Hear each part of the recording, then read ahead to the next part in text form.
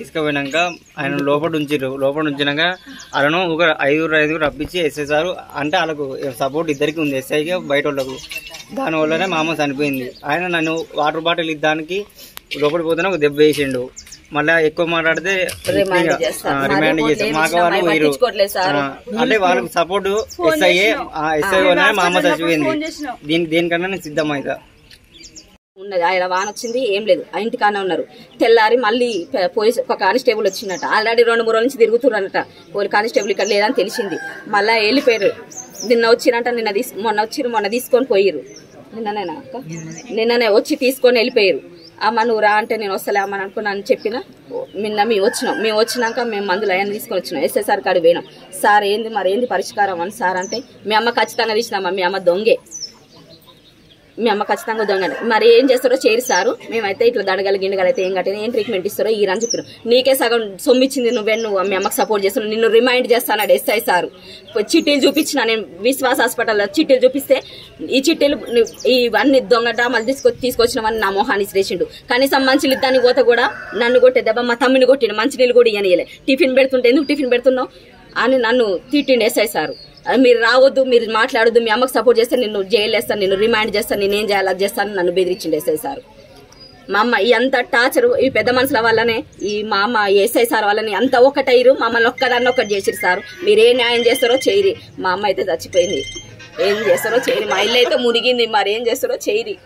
రోజు ఇట్లా పెద్ద మనిషితో చెప్పించిరట. అమ్మ నువ్వే తీసినవట గోల్డ్, నువ్వే ఇయ్యాలని చెప్పిరట.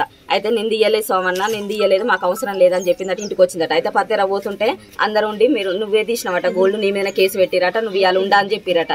సరే నేను ఉంటా, పత్తెర ఇట్లా పో, నేను ఇవాళ ఉంటా అని చెప్పిరట. డైరెక్ట్ వచ్చిండట. పోలీసు వాళ్ళు తీసుకొని పోయిరట.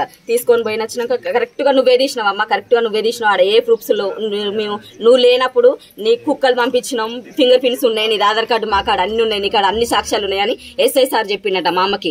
అయితే ఎస్ఐ సార్ లోపల పోయినాక నేను రిమాండ్ చేస్తాం, నేను ఇది చేస్తాం అది చేస్తామని ఎస్ఐ సార్ బెదిరించినట బాగా.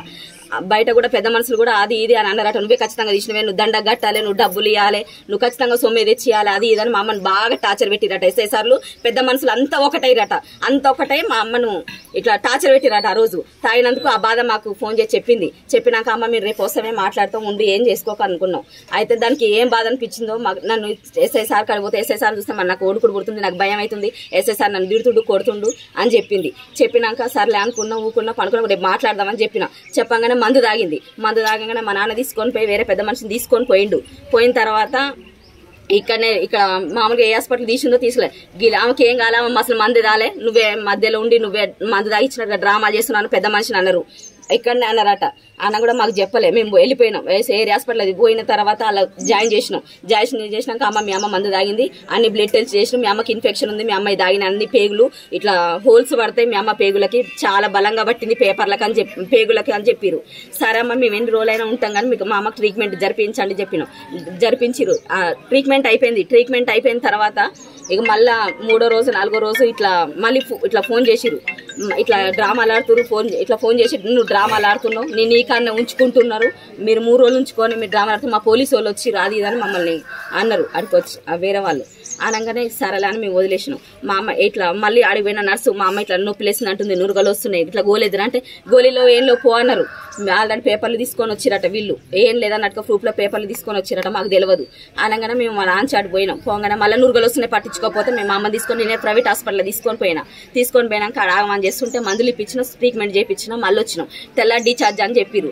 డిశ్చార్జ్ అని చెప్పగానే అమ్మ మేము వెళ్ళిపోతున్నాం, మాకు ఇట్లా ప్రూఫ్స్ కావాలి, ఇట్లా మందులు అలా ఇన్ఫెక్షన్ ఉంటుగా మందు అయినట్టుగా మా రిపోర్ట్లు మాకు ఇవ్వను. ఏరియా హాస్పిటల్ మీకు ఏ చిట్టి ఇవ్వను, నీకు ఏ పేపర్ ఇవ్వాలి, నువ్వేం చేసుకుంటావు, ఇట్లా వెళ్ళిపో అన్నారు అంతే.